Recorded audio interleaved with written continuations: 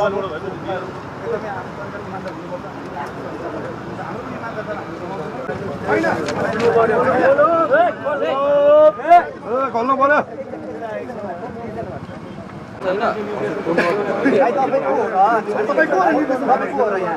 माग भनेको नै अब फुटबल गतिविधि चाहिँ राम्रोसँग हुनु पर्यो, व्यवस्थित हुनु पर्यो र आउने जेनेरेसनलाई चाहिँ हामीले एउटा प्लेटफर्म चाहिँ राम्रोसँग क्रिएट गरिदिनुपर्छ भन्ने हो।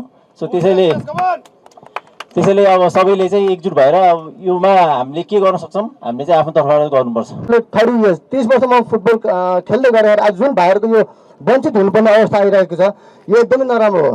तपाईँको फुटबल नभएको आज 3-4 वर्ष बितिसक्दा पनि मैले आज खेलेर जुन रिटायरमेन्ट लिँदै गर्दा जुन भाइले आज सडकमा उत्रिनुपर्ने अवस्था छ यो एकदमै नकारात्मक कुरा हो। एनएफएलले चाँडोभन्दा चाँडो यो कुरामा चाहिँ उहाँले विचार गरेर चाँडो एडिसनल लिग चाहिँ गर्नुपर्छ र जति पनि खेलाडी छ उहाँहरू सम्पूर्णलाई चाहिँ रोजगारको वातावरण चाहिँ सृजना गरिदिनु हुन विनम्र अनुरोध गर्दछु।